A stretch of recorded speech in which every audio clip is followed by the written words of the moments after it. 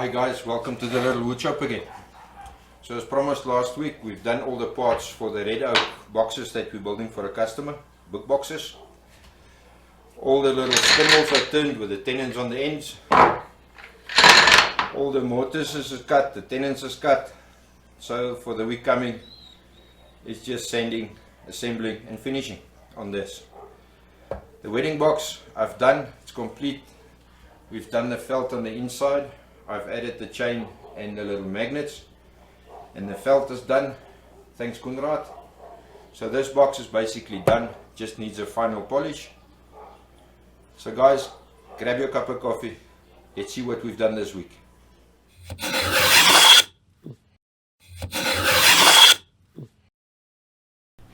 Hi everyone, welcome to a very beautiful Tuesday. Yesterday, me and Coenraad, we did this, and I didn't record it because it's a very long and tedious job. And this is all on Coenraad. This is his detail in here. It's absolutely amazing. I'm not that good with upholstery and this type of thing. So that's Coenraad's forte. And as you can see, it came out absolutely amazing. We also did the bottom of the box. And then also the lid of the box. So this box is now basically done. I just have to reattach the hinges and do a final finish on it. Then the only thing left on this project is two little boards that we still have to make for him, and this is done. So for tonight, I'm quickly gonna plane a few planks for Ian, a friend of ours that if you remember a few videos ago, he built a beautiful gate where I planed the Seligno for him and he put the name on it. So he just wants a few boards planed. I'm going to do that quickly tonight, and I'm not going to bore you with that. It's just planing planks. So I think we'll see you tomorrow again. Morning guys, another beautiful day. Excuse me. So me and Coenraad finished the felt work on the box. Came out very beautiful. And then last night I planed a whole bunch of Seligno for Ian, another customer. And I've trimmed it and cut it to 100mm wide, mited the edges for him. He made skirtings for a room in his house that they're just upgrading a little bit. It came out beautiful. I'll add some photos at the end of this video to show you what it looks like. Very beautiful. So guys, today I'm quickly gonna go to Coenraad, my buddy, to help him to put the drywall up in his wife's office. I'm not gonna record that because it's in his house and it's private. Then this afternoon when I come back, we'll continue cutting some stock up for the boards or the little boxes we're making. And first I have to clean up this mess. It's a real mess in this workshop. But that's this afternoon. I'll see you there. So guys, back to the wedding box we're building. I've now put the little chain in, refit the hinges, put 3 magnets in, just to keep it closed. The customer doesn't want to see clips or anything in the front. So I think it came out very beautiful. I'm still considering putting my little logo in here, but we'll see if we're going to do that. I'm just now quickly going to do a final coat of Rubio monocoat on it, and then this is done. So the way Rubio monocoat works is you take the applicator pad that they also supply. You just cut yourself a small little piece, really something small. Take your Rubio, you must shake it very well to mix it. Make sure there's no dust or anything on this. And the way Rubio works the best, if you just wet your applicator pad, not make such a mess, and you actually dab it everywhere to get the grain penetration nicely, and then you can wipe it.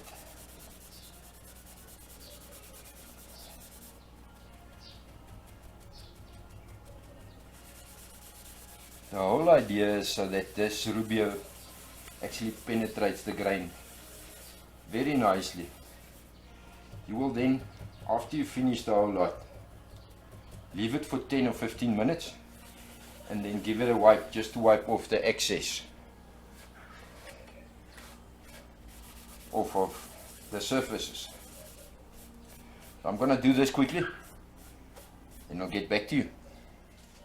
So So guys, I gave it now 10 minutes.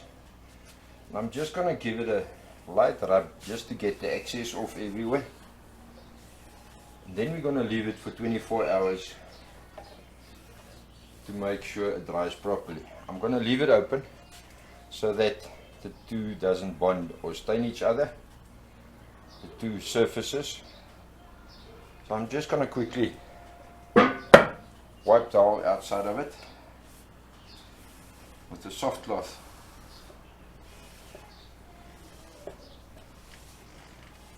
And really guys, this stuff it's amazing product to work with. Rubio Monocoat. Get yourself some of that. It's an amazing product.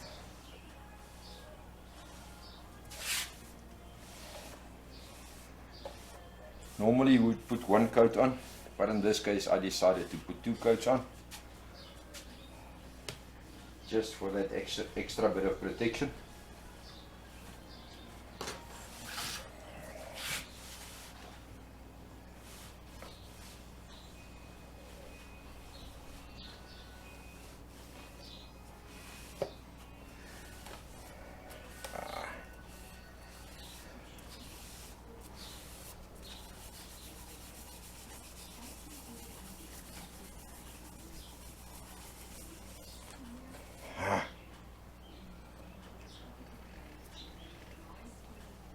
A little sharp corner here that I'll have to make a plane with later.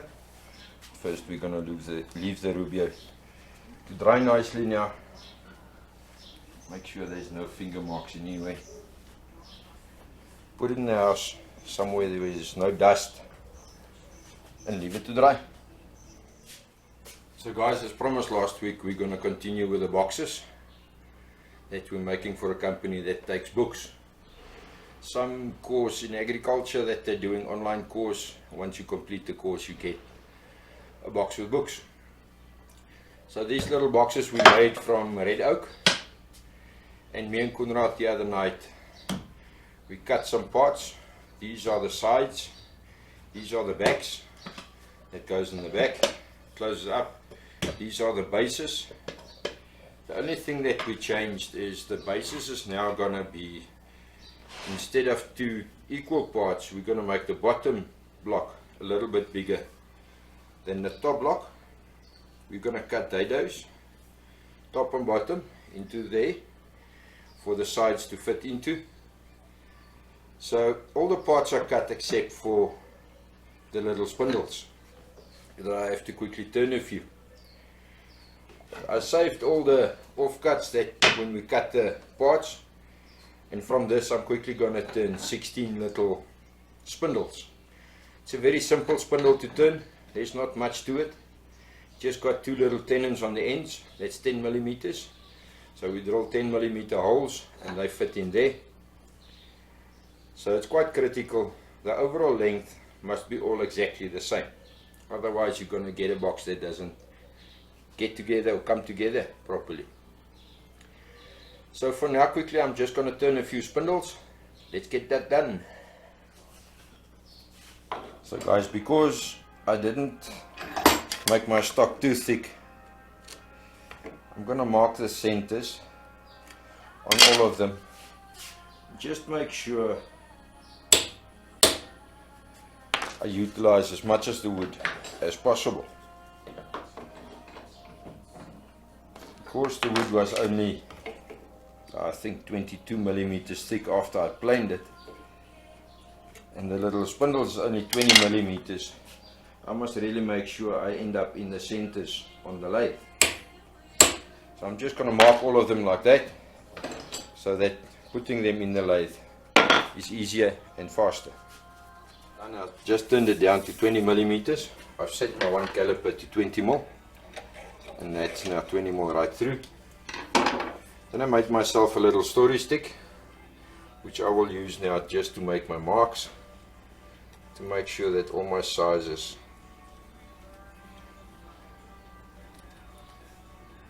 are the same. So the first part will be the tenon, then a little round over, straight tenon, and then a little tenon on this side again, around over this side.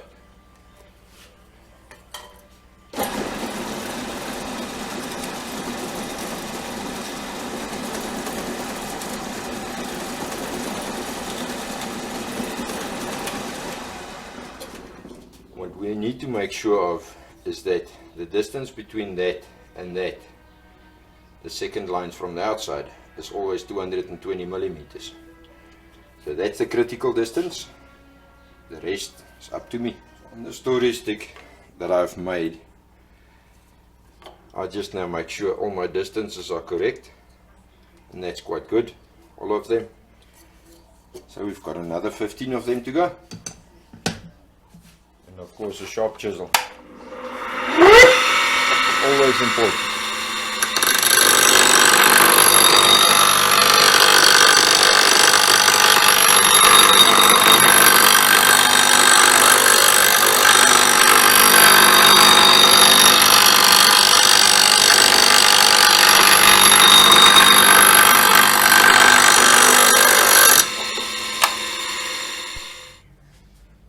Guys, when I sharpen my chisel, I do not remove the burr on the bowl gouge or on the roughing gouge, because that actually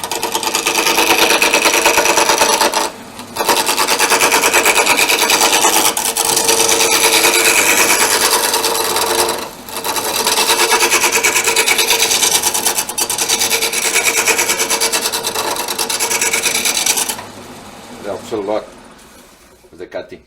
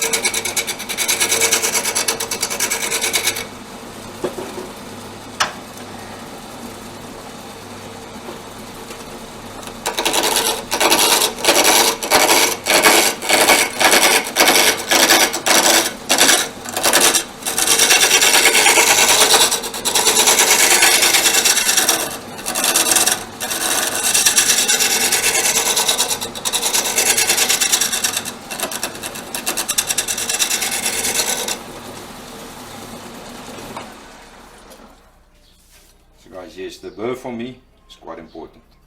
So to make sure I get my 220 mm final distance between the tenons, I first part the two tenons with a parting tool.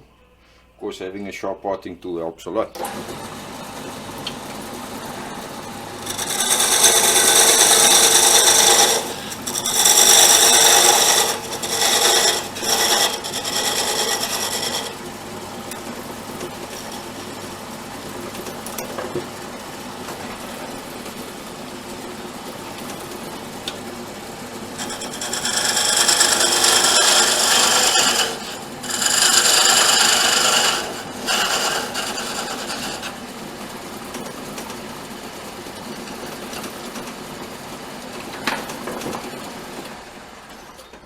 Now with my story stick I can just double check that my final distances are the same.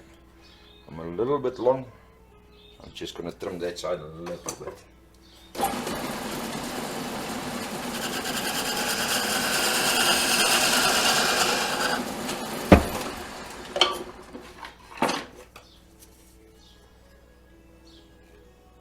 Exactly. And then with the skew, I just make my mark.